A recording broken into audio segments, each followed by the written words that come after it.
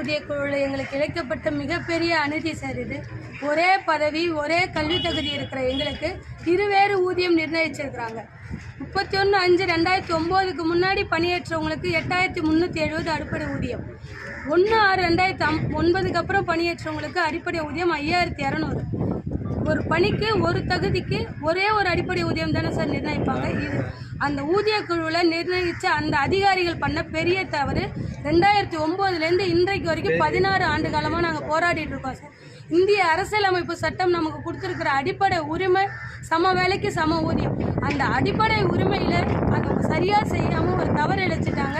அதை சரி நாங்கள் எதிர்கட்சியாக அப்போ இருக்கிறதுனால எங்களால் ஒன்றும் பண்ண முடியலன்னு சொல்லி 2018 நாங்கள் ஏப்ரல் மாதம் 4 நாள் உண்ணாவிரதம் இருந்தோம். 2018 டிசம்பரில் 6 நாள் உண்ணாவிரதம் இருந்தோம்.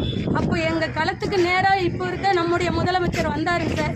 எங்கள் கையை பிடிச்சி உங்களுக்கான கோரிக்கையை நாங்கள் செய்கிறோம். நம்ம ஆட்சி வந்த அப்புறம் கழக ஆட்சி வந்த அப்புறம் இந்த மாதிரி ஆசிரியர்கள் தெருவில் இருக்க மாட்டீங்க, கஷ்டப்பட மாட்டீங்க. எங்கள் ஆட்சி வந்த அப்புறம் கண்டிப்பாக உங்களுடைய கோரிக்கை நிறைவேற்றோன்னு எங்களுக்கு கரங்களை பிடிச்சி வாக்குறுதி கொடுத்தாருங்க சார். நாங்களும் அதை நம்பி அதே போல் தேர்தல் அறிக்கையிலுமே தேர்தல் அறிக்கை எண் 311 சமவேலைக்கு சம ஊதியம் உடனே வழங்கப்படும்னு கொடுத்தாரு. நாங்களும் ஆட்சி அமைந்தோடனே ரொம்ப சந்தோஷப்பட்டோம் சார். ஏன்னா ஐயா ஆட்சிக்கு வந்தோடனே பெண்களுக்கான எல்லா உரிமைக்குரிய எல்லா வேலைகளுமே முன்னெடுத்து செய்கிறாங்க. பெண்களுக்கான விடியல் பயணம் கொடுத்துருக்காங்க. பெண்கள் வெல்லும் பெண்களை உருவாக்கத்துக்கு பாடுபட்டு இருக்காங்க. அதே போல் அரசு பள்ளி மாணவர்களையும் நல்ல தரமான மாணவர்களாக உருவாக்கத்துக்கு எல்லா முன்னெடுப்புகளையும் செய்கிறாங்க. அப்போ அரசு பள்ளி ஆசிரியர்கள் தான் சார் நாங்கள் அடிப்படை கல்வி போதிக்கிற ஆசிரியர்கள்.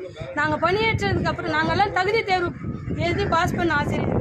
தகுதியான ஆசிரியர்கள் இருக்கும்போது தகுதியான மாணவர்கள் எங்களால் தான் சார் உருவாக்க முடியுது. அப்படி இருக்க எங்களுக்கு ஏன் எங்கள் தகுதிக்கே ஊதியம் தரல? NCT கல்வி உரிமை சட்டம் இருக்குதுங்க இல்லையா?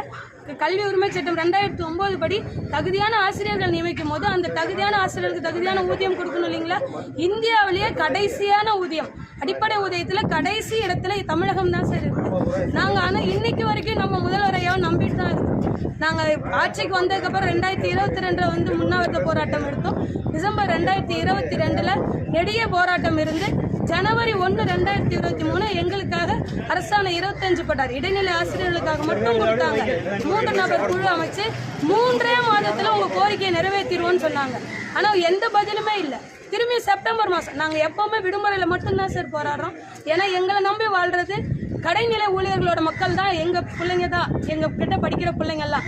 நாங்கள் தான் அந்த பிள்ளைங்களுக்கு எல்லா கல்வி அறிவும் புகட்டி ஆகணும். ஸோ விடுமுறை நாட்களில் மட்டும்தான் எங்கள் போராட்டத்தை வச்சுருக்கிறோம். திரும்பியும் செப்டம்பர் விடுமுறையில் போராடணும். அக்டோபர் 5 உலக ஆசிரியர் தினத்தன்னைக்கு எங்களை எல்லாத்தையும் DPIலேருந்து அப்புறப்படுத்தினாங்க சார். இன்னைக்கு வரைக்கும் DPIக்குள்ளார எங்களோட